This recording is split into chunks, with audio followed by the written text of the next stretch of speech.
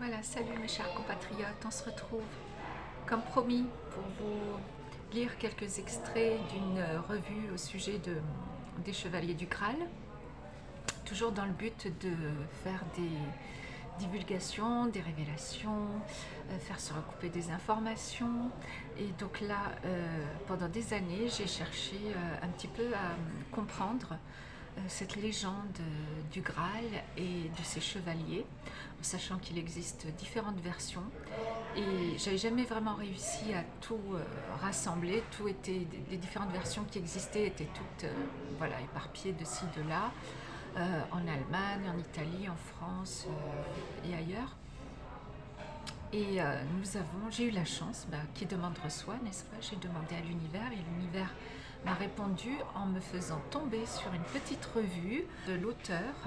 Alors Florence Meliani, elle a enfin réussi à faire le travail que je souhaitais faire pendant des années. Elle a rassemblé des extraits des différentes versions concernant la légende du Graal et ses chevaliers. Alors, qui sont les auteurs les plus connus qui se sont penchés sur cette légende? Alors nous avons, je vais vous les donner, l'un des premiers chrétiens de Troie, en sachant que les anciens peuples celtes et autres connaissaient cette figure éminente de ce fameux chevalier. Aussi au travers de la Bible, il est question des chevaliers de l'Apocalypse. Qui dit chevalier de l'Apocalypse dit aussi combattant spirituel, guerrier lumineux, soldat du ciel. Donc il doit en exister de très très nombreux. Surtout quand on voit le nombre important de guerriers, d'officiers qui se sont incarnés de génération en génération sur Terre, c'est que vraiment, il n'y a pas que les chevaliers de l'Apocalypse. C'est un des détails qui peuvent nous faire adhérer à l'idée que la légende du Graal, c'est plus qu'une légende. Ensuite, l'autre auteur, Richard Wagner a composé des opéras sur la légende de Parzival. Je ne sais pas s'il a écrit quelque chose, si c'est lui qui a écrit ça ou pas. Enfin, je vous lirai tout à l'heure cet extrait. Il a peut-être écrit quelques poèmes aussi. Ensuite, il y a Umberto Eco, Bodolino, dans son roman policier. Et ensuite, l'auteur nous parle de L'Enchanteur de René Barjavel. Alors je connaissais les livres de science-fiction de Barjavel pour les avoir lus, quelques-uns en tous les cas, à l'adolescence, mais je ne savais pas qu'il s'était penché sur la légende du Graal et les chevaliers du Graal. Et ça a été une grande surprise. Donc voilà, il y a des extraits.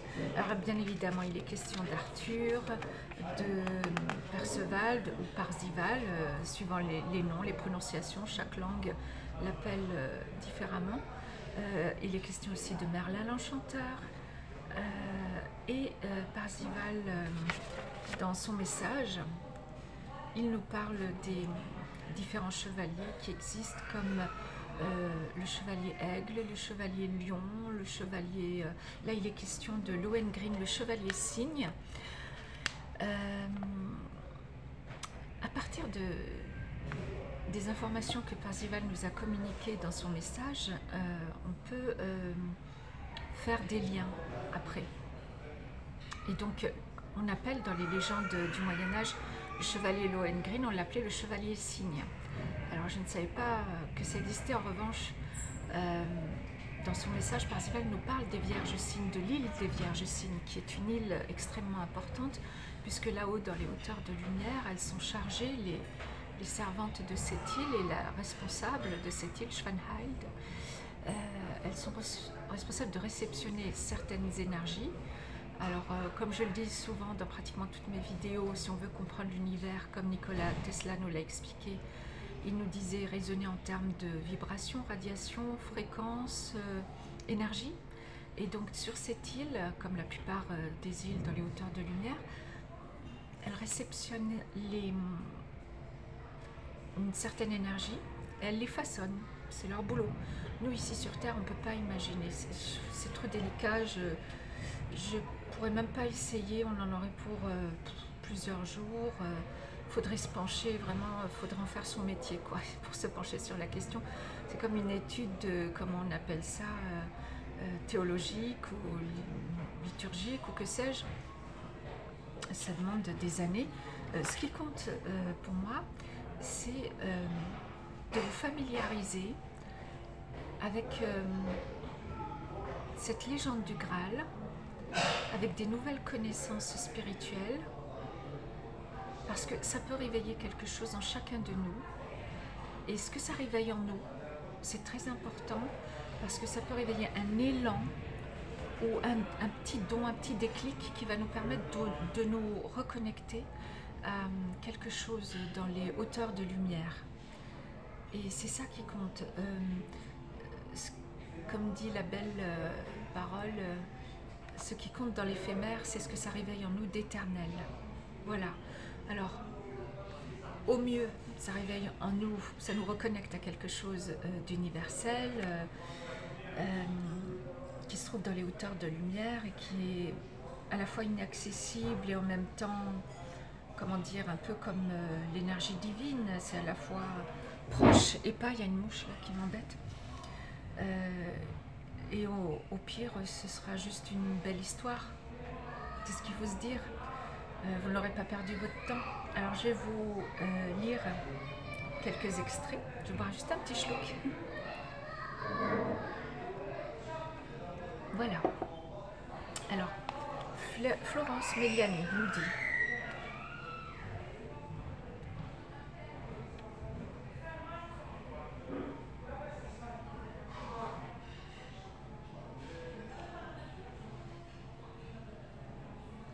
donc elle nous parle d'une présentation à l'Opéra National, voilà, l'Opéra National du Rhin. Ils ont présenté donc l'opéra romantique de Lohengrin, le Chevalier Cygne, l'un des chevaliers du Graal. L'opéra romantique Lohengrin se déroule dans un monde où la garde du Graal, tant convoitée par les chevaliers de la table ronde du roi Arthur, a été confiée au plus digne d'entre eux, Perceval. C'est ainsi qu'ils l'appellent, mais d'autres l'appellent aussi Parzival. Les aventures de son fils Lohengrin, dit le Chevalier au Cygne, mises en musique par Richard Wagner au milieu du XIXe siècle, constituent l'ultime épisode d'une longue saga littéraire consacrée à la recherche de ce trésor mystérieux qui a revêtu de nombreuses formes depuis son invention au XIIe siècle. La légende arthurienne, appelée également cycle arthurien, regroupe un ensemble de récits écrits par divers auteurs au Moyen-Âge autour de la figure mythique du roi de Bretagne, Arthur Pendragon, et des exploits de ses chevaliers de l'ordre de la table ronde, accomplis dans un monde merveilleux, imprégné de magie païenne et de foi chrétienne. Tout ce que j'aime, pour ceux qui me connaissent. Alexandre Astier, celui qui a réalisé la série, vous savez, Kaamelott, lui aussi, il a apporté sa touche personnelle, et je crois que chacun d'entre nous peut avoir sa propre version de la légende arthurienne, de la légende du Graal, de la légende des chevaliers du Graal. C'est pas grave si on n'a pas toute la vérité. Ce qui compte là, encore une fois, comme je vous l'ai dit, c'est de rester connecté à un idéal chevaleresque. Même nous, les filles, les femmes, c'est important parce que ça réveille en nous quelque chose une certaine témérité, une certaine intrépidité pour servir ces idéaux, pour combattre pour ces idéaux. Voilà aussi pourquoi j'ai envie de vous parler des chevaliers du Graal. Ça réveille en nous une force, quelque chose.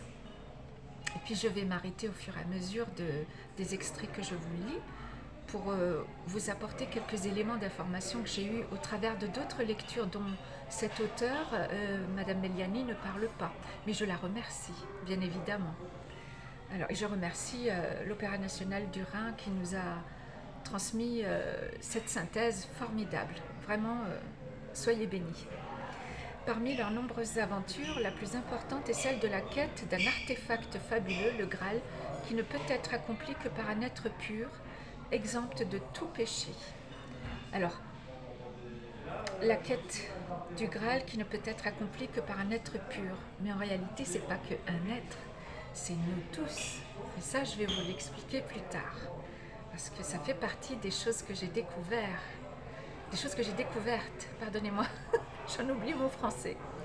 Le nom commun Graal, issu du latin médiéval gradalis, déformation du bas latin cratalis, signifiant vase, désignait autrefois dans certaines régions françaises un plat de service peu profond, doté de larges bords. Cependant, la nature exacte du Graal reste à la fois mystérieuse et multiple. En effet, la coupe du Graal a été comparée par certains chrétiens à à la coupe qui a réceptionné le sang du Christ. Et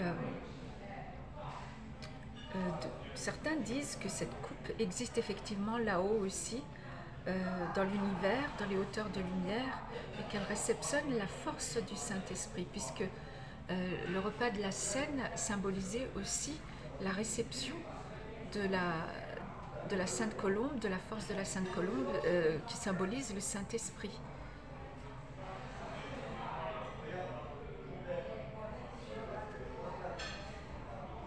Cependant, la nature exacte du Graal reste à la fois mystérieuse et multiple. Selon les traditions, le Graal est un plat d'apparat, un ciboire contenant une hostie miraculeuse, une coupe richement ornée, un calice sacré, une pierre incandescente liée au péché originel, une corne d'abondance en lévitation dans les airs, un plateau d'argent sur lequel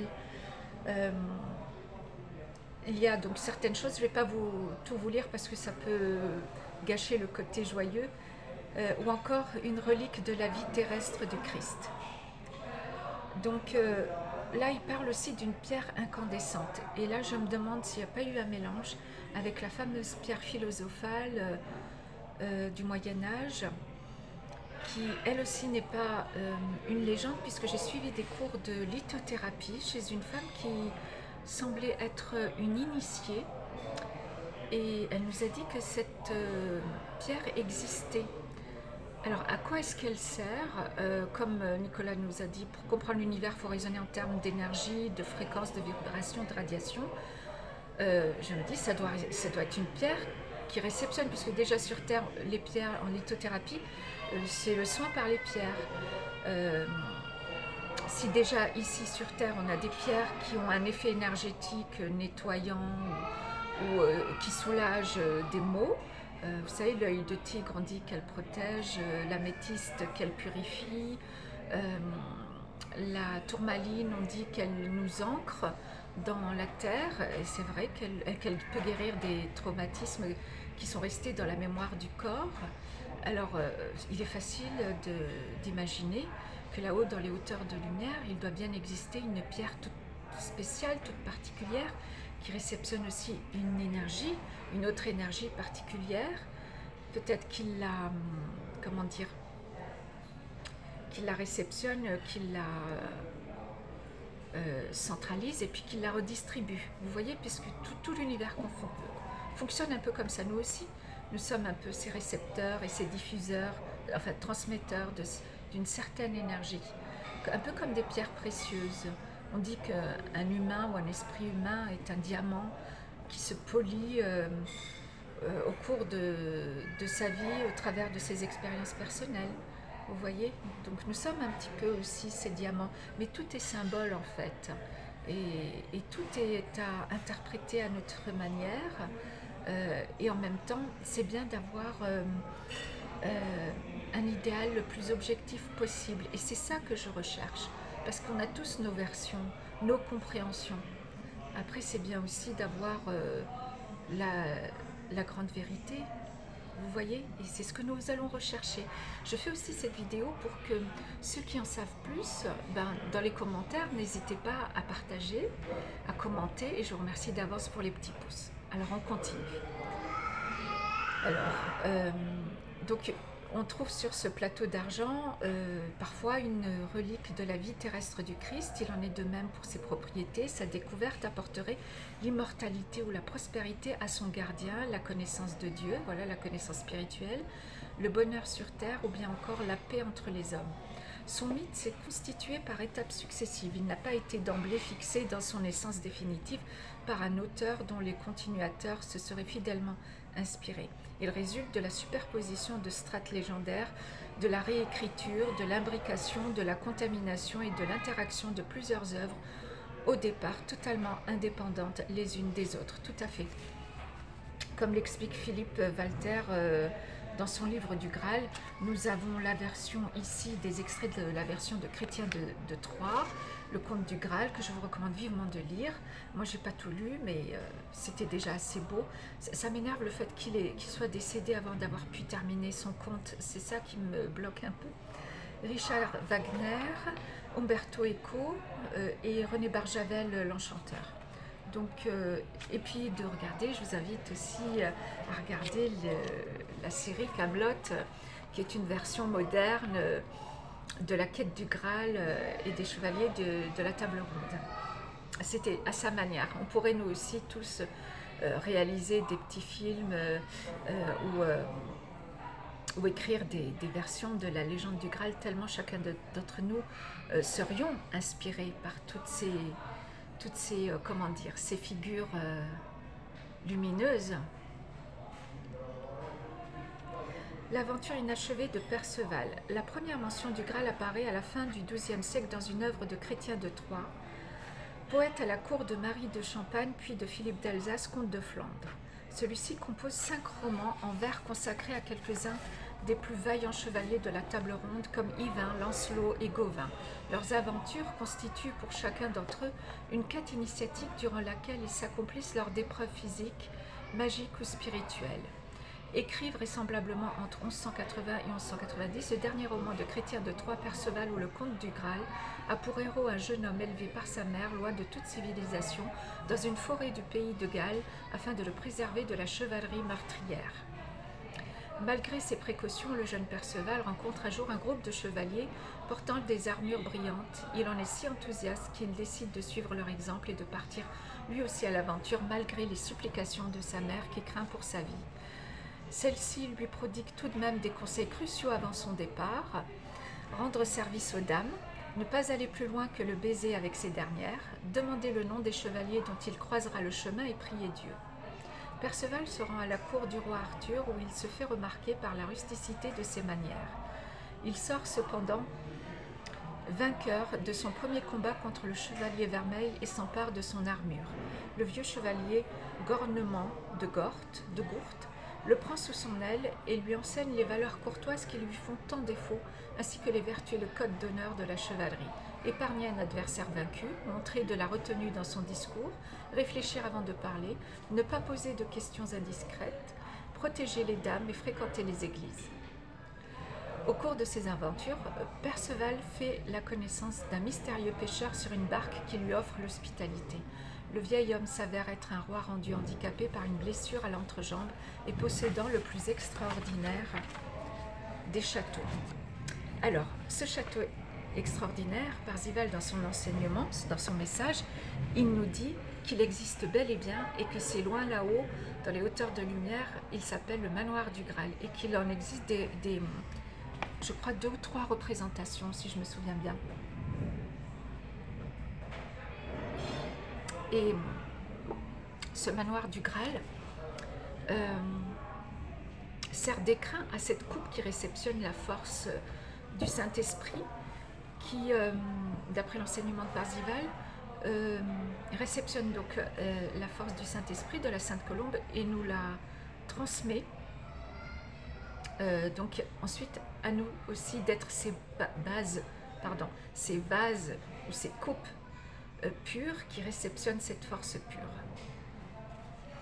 Lors du souper où il est convié, Perceval est témoin d'un spectacle étrange. Il assiste à la procession d'un valet armé d'une lance dont la pointe est perlée d'une goutte de sang, suivi d'une jeune femme richement parée, portant un Graal d'or pur orné de pierres précieuses et dégageant une lumière plus vive que l'éclat des chandeliers alentour.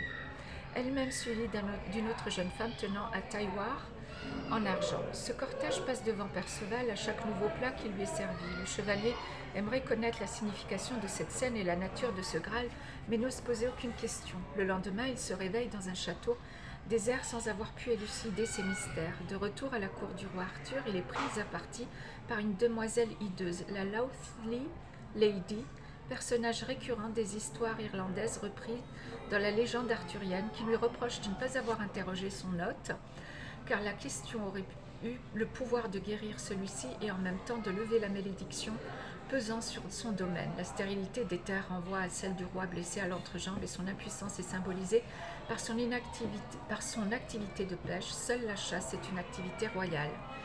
Perceval décide alors de retrouver le Graal pour réparer son erreur. Au cours de son périple, il apprend d'un ermite que le roi pêcheur est son oncle, que celui-ci est maintenant en vie malgré sa blessure grâce à une hostie contenue dans le Graal. Malheureusement, Perceval ne parviendra jamais ici.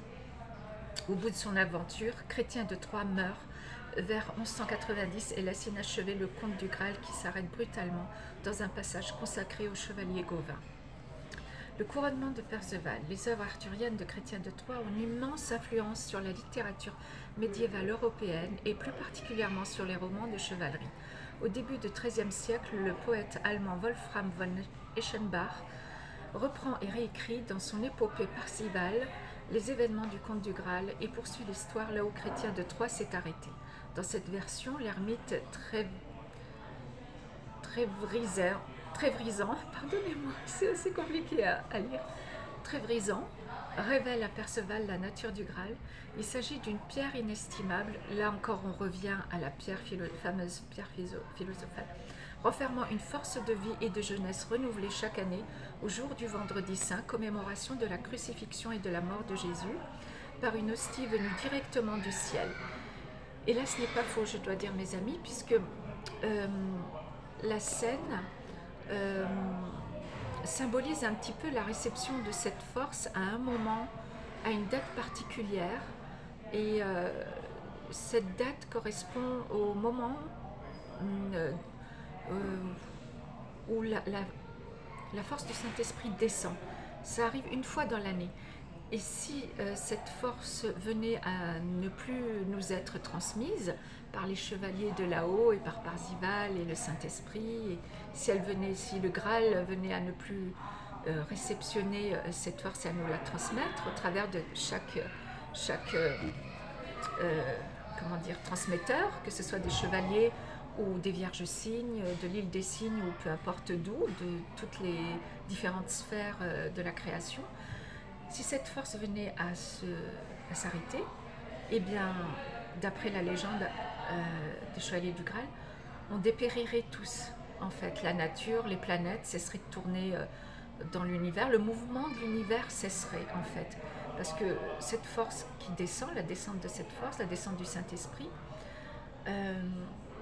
symbolise aussi la loi du mouvement. Tout est en mouvement, tout est renouvelé, tout est vivifié, grâce à cette force qui nous est transmise. Et moi je fais le parallèle avec l'amour divin, l'amour de Dieu qui nous envoie à travers cette force son amour, la preuve qu'il nous aime toujours et qu'il nous nourrit spirituellement de cette force pour qu'on puisse continuer nous à nous nourrir aussi, à nous développer, à développer les dons qu'il a mis en nous, la graine spirituelle d'esprit que nous sommes. Nous sommes ces graines venues s'incarner sur terre comme on plante une graine.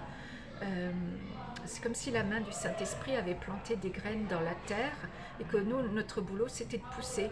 Et comme toutes les plantes, les fleurs, les arbres dans la nature, on a besoin de soleil. Et cette force réceptionnée par le Saint Graal dans le manoir du Graal, c'est un peu le soleil dont on a besoin pour pouvoir mûrir, grandir, se développer et suivre le cycle de la vie. Voilà, tout simplement. C'est en tous les cas la conclusion que j'en tire, moi. Après, vous pourrez en tirer vos propres conclusions, mais il m'a fallu pour ça réétudier l'histoire de la scène avec Jésus et ses apôtres, le repas de la scène, toutes les paroles symboliques dans la parole biblique, lire donc les livres qui parlaient de la légende du Graal, des chevaliers du Graal, du roi Arthur et de Merlin l'Enchanteur, et à travers tout ça se faire non pas sa propre légende, quoique c'est un petit peu ce qui est attendu de nous aussi symboliquement, c'est d'écrire notre propre légende, mais à notre petit niveau, en sachant qu'aucun d'entre nous n'est trop petit. Comme je vous l'ai expliqué dans les autres vidéos, Parzival nous dit c'est dans le petit que se trouve le levier des grandes choses. Et un sage japonais nous disait le très petit donne accès au très grand. Donc chacun d'entre nous a une vie, a quelque chose à apporter dans cette vie. Et Donc on a besoin de cette force pour pouvoir l'accomplir, s'accomplir, se développer et ensuite l'offrir à la société et être utile de cette manière-là.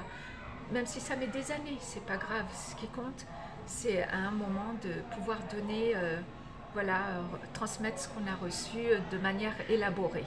Voilà, c'est tout un travail sur soi aussi, j'ai l'impression, ce conte du Graal, les contes sur les chevaliers du Graal. En fait, les chevaliers du Graal ne sont pas seulement des combattants intrépides et téméraires, ce sont des serviteurs du Christ, ils ont la foi, ce sont des croyants, ce sont des combattants, spirituels. C'est ça, des guerriers lumineux. Et comme on l'a lu avant, la maman de Perceval lui avait dit donc de respecter les dames, de rendre service aux dames. Et puis,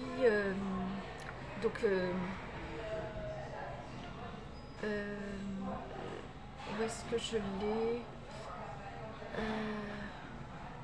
je retrouverai. Voilà, d'épargner un adversaire vaincu. Voilà, toute la justice de ce noble chevalier Parzival. Bon, je pourrais m'arrêter là, parce que sinon ce serait très long, trop long à lire. Mais je vais peut-être terminer juste... alors, où est-ce qu'on en était? Ah oui, le fameux château, la Lady, le couronnement de Perceval. Donc là, ça a été repris par Eschenbach. Alors, donc le vieux sage parachève la formation de Perceval en lui expliquant que ses actions chevaleresques et sa renommée ne lui permettront pas d'obtenir le Graal. C'est le Graal qui l'appellera à lui, le jeune chevalier, lorsque celui-ci se sera libéré du poids de ses péchés et se sera soumis donc à la volonté de Dieu, ce qui veut dire par là qu'il aura compris la volonté de Dieu, les lois divines dans la création, et qu'il se sera adapté, tout simplement. Alors là, ce qui est important à retenir, c'est le Graal qui l'appellera. Et je dois vous dire, mes amis, que dans la parole de la Bible, chacun d'entre nous doit se préparer en quelque sorte à recevoir son appel. Je ne suis pas en train de vous dire que nous sommes tous des chevaliers du Graal, hein, mais on a quelque chose à apprendre d'eux. Et chacun d'entre nous peut être un noble soldat, un noble serviteur de la lumière, un noble petit combattant de la justice. Et donc, on doit se préparer aussi à recevoir notre appel. Si un jour là-haut, quelqu'un a besoin de nous. Vous savez, les vocations telles que celle de Sainte Jeanne d'Arc, Sainte Thérèse de Lisieux, Padre Pio, qui d'autre encore, Saint Louis-Marie de Montfort, Saint François, Saint Antoine de Padoue, tous ont reçu un appel, tous ont été à l'écoute d'un appel divin ou tout simplement une prise de conscience de son devoir citoyen. Ça peut être un appel pour un accomplissement. Et il peut y avoir des événements dans notre vie qui servent de déclic pour nous accomplir et accomplir notre part du boulot, notre contribution. Tout simplement, hein, sans aller trop loin dans quelque chose de trop lyrique ou d'inaccessible. Mais là, c'était pour la part du rêve que je vous partage ces belles légendes. Parce que c'est bien aussi d'avoir un petit peu des étoiles dans la tête. C'est important, nos idéaux nous donnent de la force de continuer d'avancer. C'est bien d'être terre à terre, j'aime aussi, j'ai les deux en moi. De toute façon, je suis née sous le signe du taureau et mon ascendant est aussi un signe de terre. J'aime ce qui est organisé et d'être bien ancré, mais j'ai aussi besoin de rêves parce que ça m'inspire. Voilà, ça peut nous inspirer de la créativité et ça réveille nos intuitions. Et ça, c'est une force aussi, la créativité. Le combat, c'est pas forcément avec une épée ou avec des armes ou avec les poings. C'est aussi avec l'intelligence, la créativité. Et c'est ça que toutes ces légendes, les paroles bibliques peuvent et réveillent en nous. C'est ce que je souhaite vous apporter. Voilà, alors il a reçu son appel. Donc ensuite, il se met au service de la volonté divine, c'est-à-dire le Saint-Esprit. Après s'être mis en retraite du monde, Perceval finit par retrouver le Graal et se met ainsi fin aux souffrances du roi pécheur blessé. Il devient le nouveau roi du Graal dont l'un des gardiens sera son fils Lohengrin, le chevalier au cygne. Alors je me demande là si le chevalier Lohengrin, c'était pas l'amoureux de la Vierge cygne Schwanhild. Et est-ce qu'il a un rapport avec Richard Cœur de Lion, le fameux guerrier anglais? Là aussi on peut faire des parallèles ou des croisements, tout simplement, en se posant les bonnes questions. On peut en tirer, en arriver à des conclusions. Alors ensuite, et vous voyez les rois de l'époque, ce qui est important aussi, c'est que c'était des serviteurs avant tout, c'était pas des dominateurs. Et ils avaient une quête spirituelle pour être dans le service au peuple, le service aux dames, le service aux autres. C'était pas des gens qui voulaient le pouvoir pour eux, parce qu'ils savaient que le pouvoir, c'est qu'un seul qui l'a, ou une seule qui l'a, c'est cette énergie créatrice de l'univers, pleine d'amour et de générosité, pleine de créativité. C'est cette intelligence universelle qui nous a créés. C'est elle qui a le pouvoir. Nous ne sommes que des exécutants. Et ce serait bien de le rappeler à certains politiciens, à certains dirigeants qui veulent absolument dominer. Les psys, les bons psys le disent. Ceux qui ont un besoin fou de vouloir absolument dominer les autres ont un problème psychiatrique. Parce qu'en effet, on reconnaît quelqu'un d'équilibré au fait qu'il est heureux et il rend les autres heureux. Donc, quelque part, cette quête du Graal, c'est aussi une quête du bonheur. Une fois qu'ils ont trouvé leur équilibre, qu'est-ce qu'ils font? Ben, ils servent. Et il y a cette parole du chevalier du Graal Parzival qui dit au travers de son message « Aider, c'est servir. Servir, c'est régner. » Donc, les rois de l'époque étaient des serviteurs. C'était les nobles serviteurs, c'est ceux qui servaient le plus dans l'abnégation et le désintéressement absolu. Vous voyez ? La christianisation de la légende du Graal. Là, à partir de ce moment-là, la légende du Graal, qui avait quelque chose de païen, a pris une ampleur, une dimension spirituelle, et c'est là que ça devient intéressant, mes amis. Comme quoi, il ne faut rien rejeter de nos cultures païennes.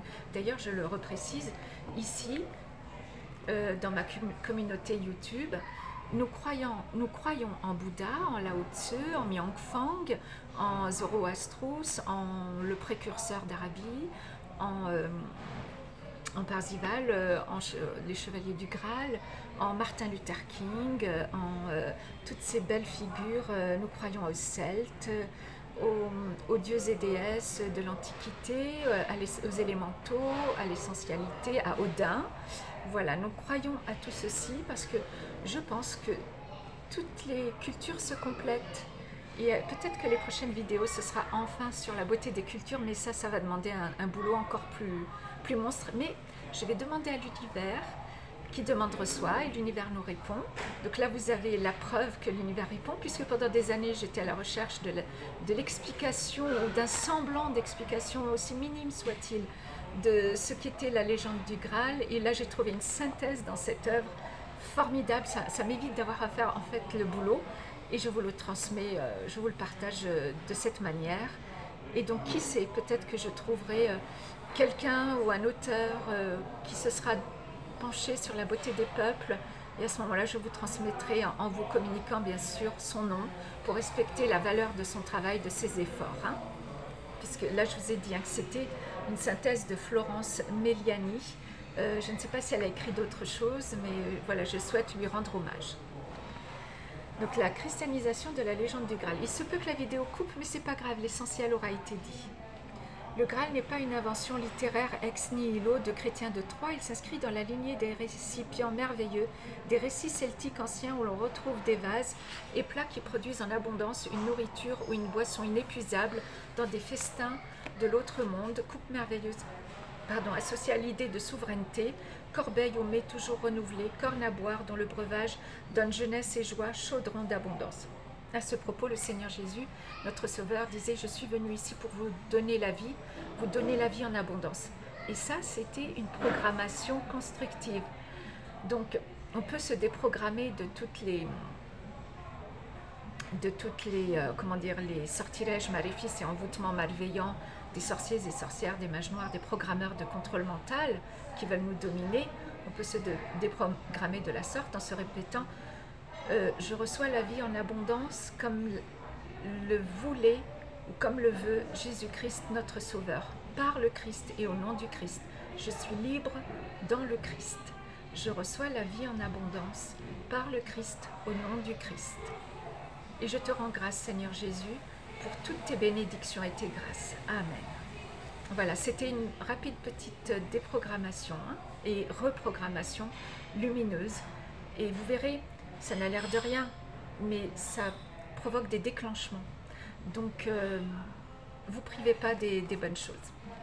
Si Chrétien de Troyes établit un premier lien entre ce motif mythique et le christianisme en faisant du Graal le réceptacle d'une hostie miraculeuse, ses continuateurs du XIIIe siècle vont pousser bien plus loin la christianisation de cette légende. 4 continuations rédigées par Vauquier de Denain, Manessier et Gerbert de Montreuil entre la fin du XIIe siècle et les années 1230 proposent d'élucider les mystères laissés en suspens par Chrétien de Troyes, la lance qui saigne, l'épée brisée, le roi blessé, en développant le caractère chrétien et miraculeux du Graal et en transformant les aventures de Perceval et Gauvin en quête mystique.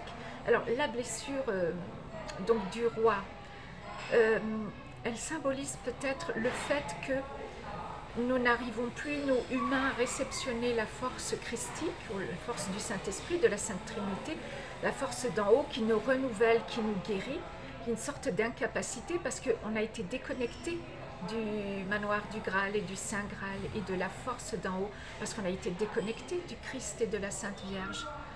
Peut-être, c'est juste une question, mais vous m'en direz plus si vous avez des réponses. Je vous en remercie d'avance.